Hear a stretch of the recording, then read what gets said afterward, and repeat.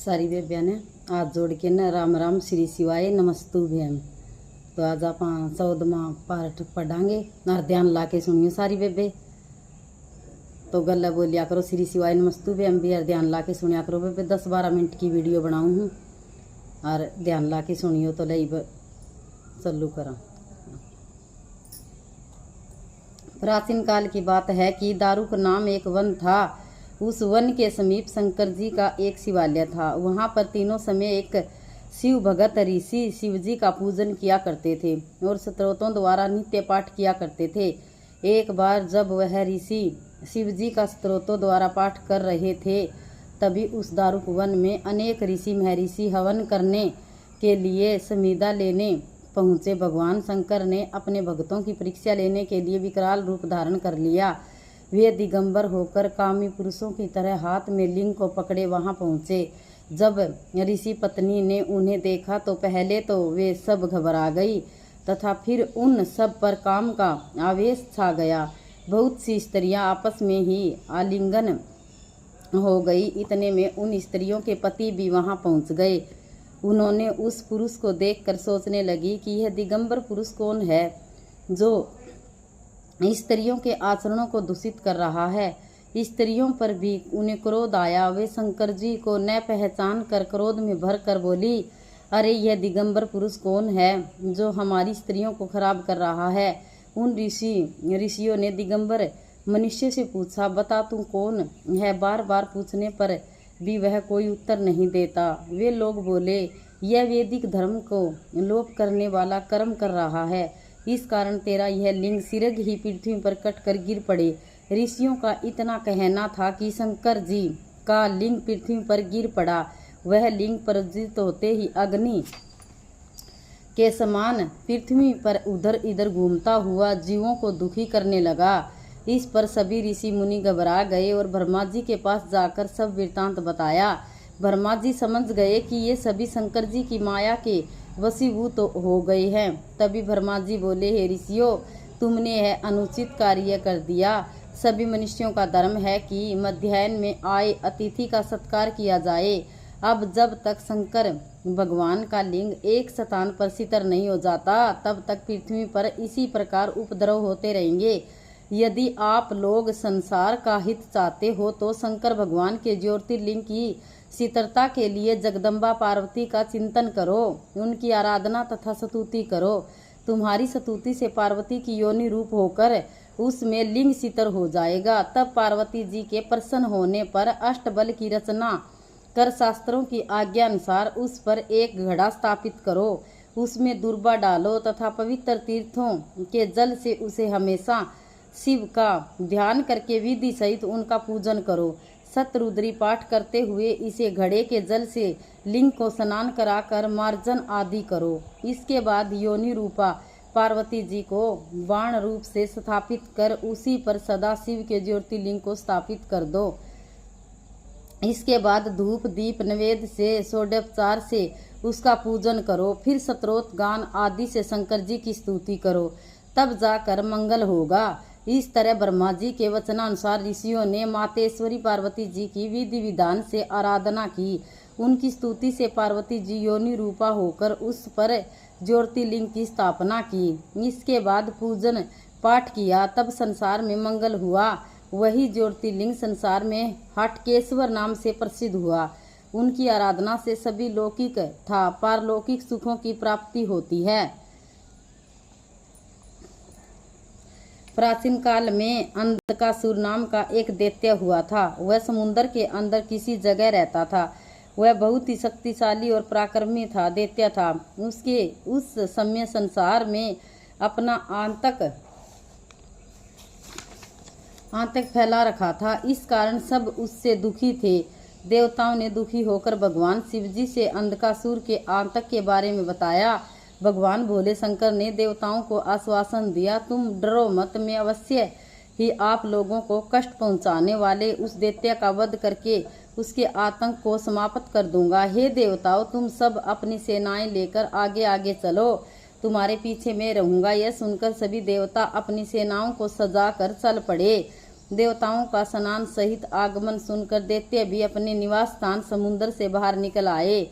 वह देवताओं के साथ युद्ध करने लगा। युद्ध में पीड़ित होकर वह दैत्य अपने निवास स्थान समुद्र में जा छिपा। यह देखकर भगवान भोले शंकर ने समुद्र के अंदर छिपे दैत्य पर त्रिशूल से वार किया।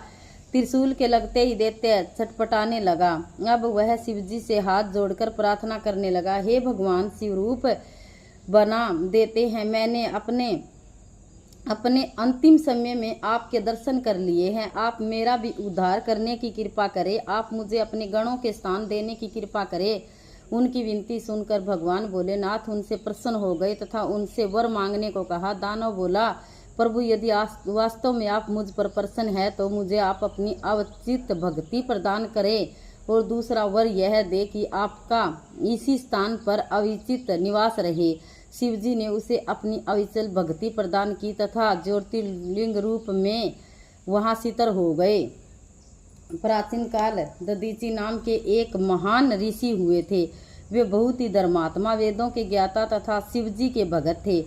उनके एक पुत्र हुआ, उनका नाम उन्होंने सुदर्शन रखा। वह भी अपने पिता दधीचि की तरह ही सर्वगुण संपन्न था, परंतु उनकी पत्नी, जिनका नाम टुकुला था, उच्च कुल के संबंधित नहीं थी। टुकुला ने अपने पति को अपने अधीन कर लिया था। उसके 4 पुत्र उत्पन्न हुए थे। एक दिन महर्षि दधीचि को अपने जाति वालों से मिलने के लिए किसी गांव में जाना था। उन्होंने अपने पुत्र सुदर्शन से कहा, मुझे एक आवश्यक कार्य से गांव जाना है, इसलिए तुम शिवजी का पूजन करो। इस प्रकार सुदर्शन को आदेश देकर महर्षि दधीचि चले गए, परंतु उस गांव में महर्षि दधीचि को कुछ दिन के लिए रुकना पड़ गया। इधर सुदर्शन भगवान शिव का पूजन करता रहा। कुछ दिन बाद शिवरात्रि का पर्व आया। इस पर्व पर सब नर नारी उपवास रखते हैं और शिवजी का पूजन करते हैं। सुदर्शन ने भी शिवरात्रि को भगवान शंकर की पूजा अर्चना की। रात्रि में उसे घर के अंदर जाना पड़ गया तो उसकी पत्नी ने उसे कामवासक कर लिया।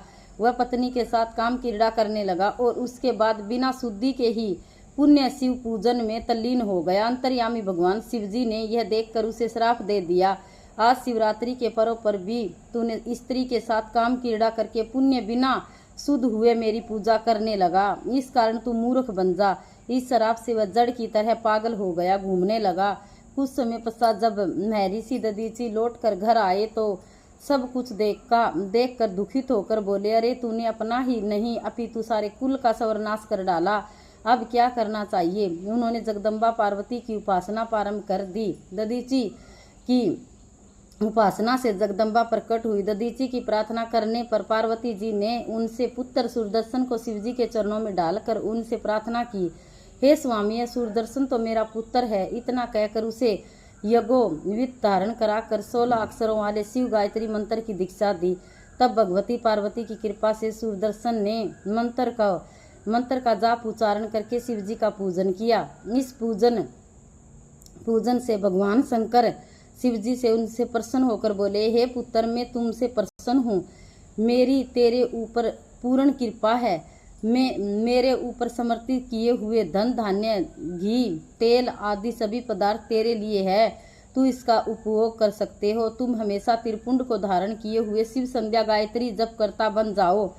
मैंने तुम्हारे सभी अपराध क्षमा कर दिए हैं। भगवान शंकर ने दधीचि पुत्र सुदर्शन तथा उनके 4 पुत्रों का भी बटुक रूप से अभिषेक किया। इसके बाद भगवान शिव ने उनसे कहा, हे पुत्रों, तुम में से जो भी पूरा बटुक रूप बनेगा वह इस संसार में पूजनीय होगा। तुम्हारा जो भी पूजन करेगा मैं उनका इतना सम्मान करूंगा कि उसके द्वारा तुम्हारे पूजन को अपना पूजन समझूंगा। इस प्रकार सुदर्शन शिवजी से अभिषेक प्राप्त करके संसार में बटुक नाम से प्रसिद्ध हो गया। इस कारण शुभ और अशुभ दोनों कार्य में बटुक पूजा करनी चाहिए। बोलो शिव शंकर भोलेनाथ की जय हो। बोलो गणेश महाराज की जय हो। 33 कोटि देव देवताओं की जय हो। तो थोड़ी देर शिव पुराण श्री शिवाय नमस्तुभ्यम का मंत्र जाप कर लिया। श्री शिवाय नमस्तुभ्यम, श्री शिवाय नमस्तुभ्यम, श्री शिवाय नमस्तुभ्यम, श्री शिवाय नमस्तुभ्यम, श्री शिवाय नमस्तुभ्यम। भोला सब दुखी काटो मारा। शिव शंकर जपूं तेरी माला, भोले बाबा जपूं तेरी माला। भोला सब दुखी काटो मारा। विश्व है मंगल मंगलकारी, शमशान वासी है मारा। ओ भोला सब दुखी काटो मारा। शुक्रिया शुक्रिया हे भोलेनाथ, धन्यवाद, शुक्रिया।